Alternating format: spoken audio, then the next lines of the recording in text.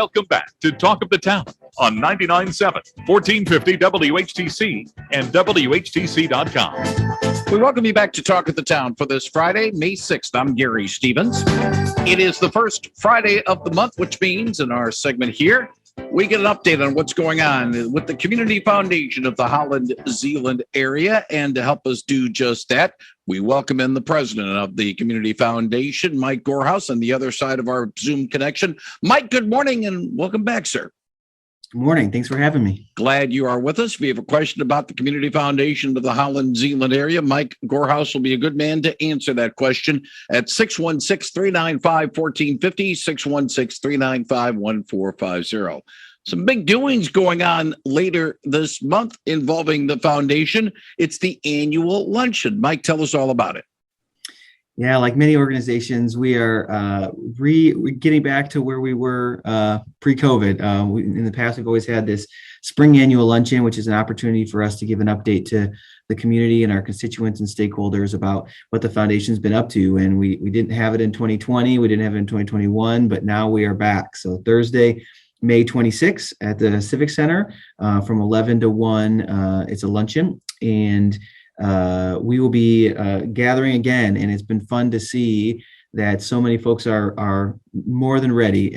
We did host our big celebration event last fall, which was a big indication that everyone was gathering again. But now to do this again in the spring is going to be good. So we get a chance to recognize individuals who have helped make the foundation successful, and also share some of the ways that we are living into our mission. So it'll be a great luncheon Thursday, May 26th. If folks are interested in coming, the details are on our website. You can sign up there, register there, and that website is www.cfhz,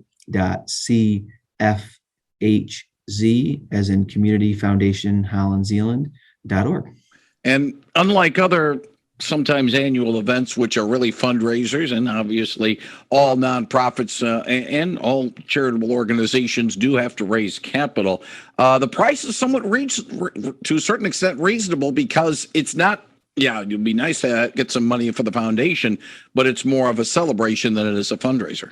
Yeah, that's correct. So our spring luncheon is a $35 price tag, which includes the lunch and dessert, and that it isn't meant to be a major fundraiser. It's meant to be an opportunity for us to share what we're up to. The fall one is a bigger price tag and is a fundraiser for us. So the fall helps us raise some of the resources to run the organization, but the spring one is meant to be more accessible to a wider range of folks, and really just meant to get a crowd together to celebrate the good work going on. And I'll tell you, Gary, there's so much good happening, and it's, in today's world, and always, forever and ever, you always kind of have to toggle between acknowledging the tough stuff that's going on in the world and celebrating the good things that are going on. I think that's been true for, centuries and centuries, right? There's good things happening and there's tough things happening. And I think it's never appropriate to focus exclusively on one or the other. You can kind of wallow in all the tough things if you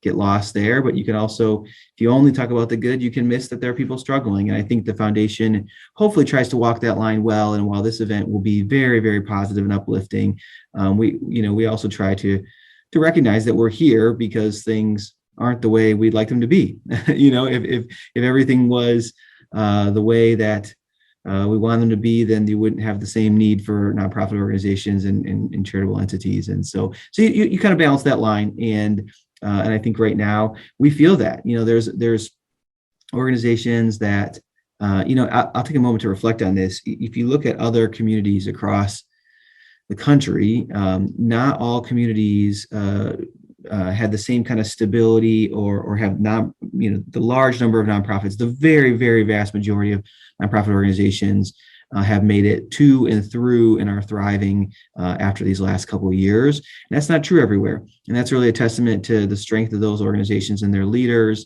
and to those that have stepped up to support them.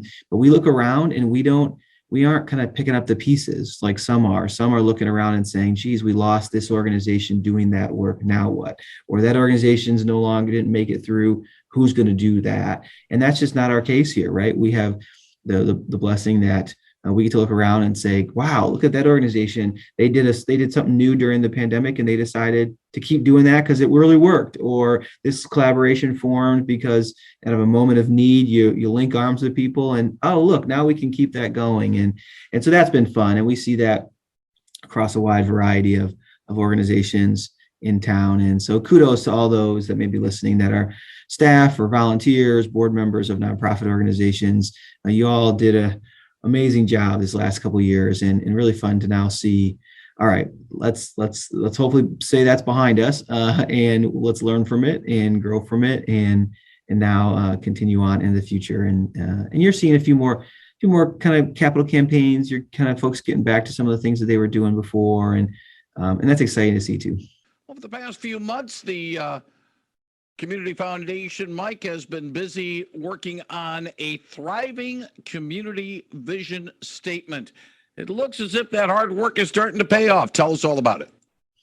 Yeah, so we've always had a mission statement, and for those that are kind of stooped in organizational dynamics, you have a mission and a vision, and the vision tells you where you're trying to go, and the mission tells you what piece of the pie are you, or what activities kind of work are you doing to try to achieve that vision. And we've always had the mission statement has been the same for a long time, and that is that the Community Foundation seeks to ensure that our community thrives today, tomorrow, and forever by building our community's endowment to support high-impact charitable projects, by helping donors achieve their charitable goals, and by leading and partnering in community-level initiatives.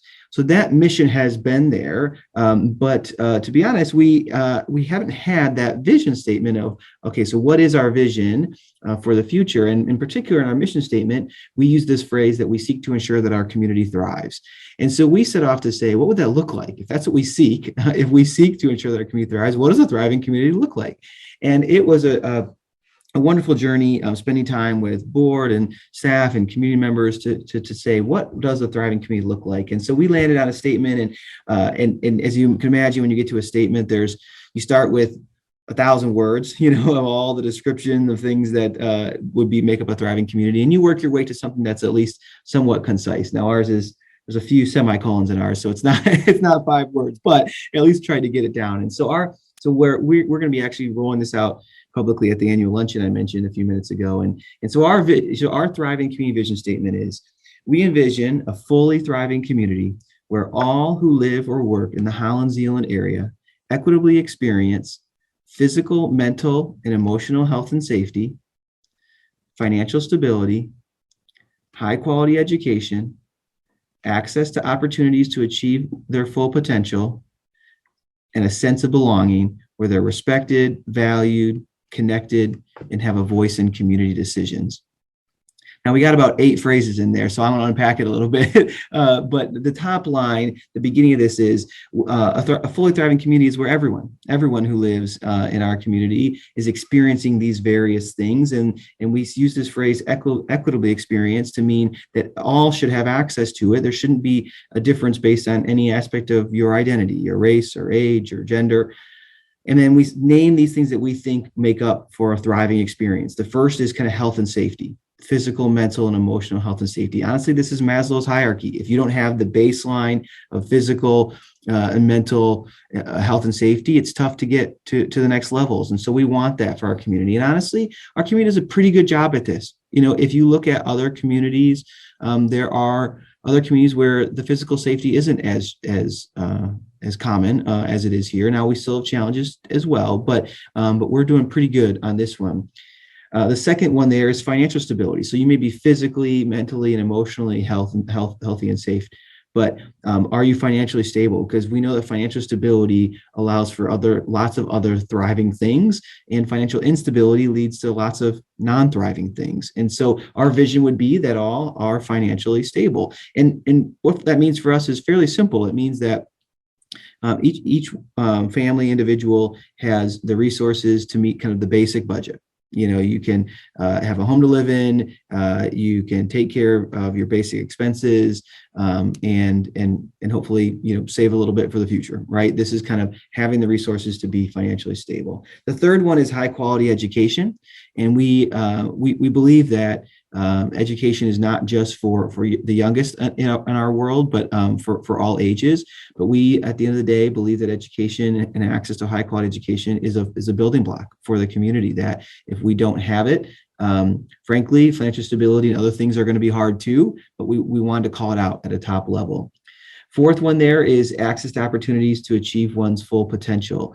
And that, I would hope that everyone can desire that for every single person, right? We want folks to have the opportunity to be their best. And we're in different situations and we're in different places, but everyone should be able to access those opportunities to be the best they can be. And then the last one is this sense of belonging. It's interesting. The county, Ottawa County, has this phrase, where you belong. And that's a little bit what we're going for there, right? It's this idea that maybe you have met everything else here. You're physically healthy and safe, your financial stability, access to high quality education, and access to opportunities to achieve your full potential. But humans want to belong. We want to belong in our neighborhoods and our communities. And that means for us, how we describe that is belonging is you're respected, you're valued, you're connected with relationships, and you have a voice in community. And so a lot of words, a lot of phrases, but we want to do the exercise of saying, if our mission says we're pointing towards a thriving community, what does that look like? And I hope someday that we arrive here. I will admit that the nature of a vision statement is it's aspirational, right? So the idea is this is a vision for what we hope for. We know there's a lot of barriers to achieve that, but at least we can name now what it is that we are striving for our community. So it's doesn't change the work that we do. Nothing about the mission of the foundation is changing, but it does give us that picture to hold up and say that's what we want for the greater Holland Zeeland area, which is exciting. A prestigious award is going to be given out. Tell us about the award and who's going to win it this year. Yeah, so also at that annual lunch, we're making up for lost time with all these things. We are giving out our Marvin C. Lindemann Distinguished Service Award. And Marvin Lindemann was an early founder of the early champion of the Community Foundation's success and was a consummate volunteer, serving on the board for a long, long time in many committees. And so we, some years back, a couple of decades ago, established an award in his name, in his honor, to recognize those who through their volunteer service have contributed meaningfully to the Community Foundation and the community at large. And we are very excited this year to recognize Bob and Colette Denoyer with that Marvin C. Lindemann Award.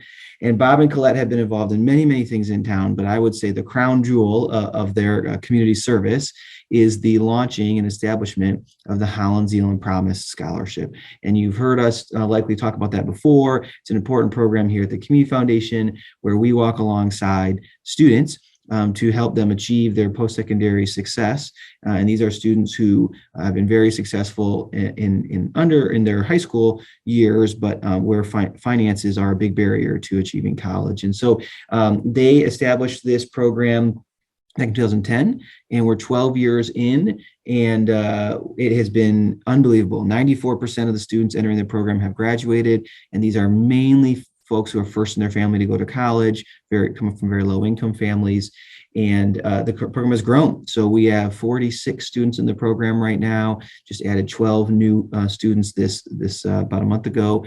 And so it is going to be fun. They built this thing from the ground up when it was the first student. They said, if we can only send one student, we send one student. And then they got all their friends to get involved and contribute. And for the first 7-8 years, they were the ones walking alongside these students. It wasn't just kind of raising the funds and launching the program. They were the ones when the students hit road bumps or tough things happened. They came alongside them when things happened with their family, around housing or transportation. They really were providing the side-by-side services to these students. So there are many, many stories, and we're going to share a few of them at the luncheon, but it will be very appropriate to recognize Bob and Colette, who gave very much of their time and emotional energy to care about these students and launch this program. And the Community Foundation really is now kind of stewarding the program with their guidance, but the first 8 or 9 years, it was them. And so we look forward to recognizing them at that May 26th luncheon.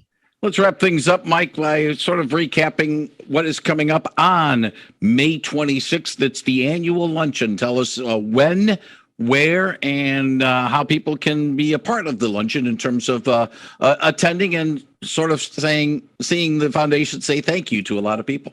Yeah. So Thursday, May 26th, runs from 11, doors open at 11, program from 11:30 to 1 to Luncheon at the Civic Center. And you can register. Tickets are $35, or if you want to sponsor a full table of 8, if you're a business or a family wants to do that, it's $500 to sponsor a table. And you can do so on the Community Foundation's website, which is www.cfhz, as in Community Foundation Holland Zeeland.org. Sounds great. And I just want to remind people, if you want more information, not only about the luncheon, but about the foundation itself, again, the website is CFHZ. I always say Z because it's the British way of saying it, .org. But if you want to give the foundation a call, their offices on downtown Holland, 616-396-6590. Again, that number. 616-396-6590. And they'll be happy to tell you all the good things that they are doing over at the Community Foundation. Mike Goorhouse, as always, thank you for the update of what is going on. Part of me was going to do a quick look back over 26 months at some of the things we were talking about when the outbreak came out. Ran out of time, but maybe it might be something we'll talk about in June. Of course, we do have some quarterly grants to tell us about, and we'll look forward to that when you join us again in June. Sounds good. Thank you very much. Thank you very much, Mike Goorhouse on 99.7 and 1450 WHTC.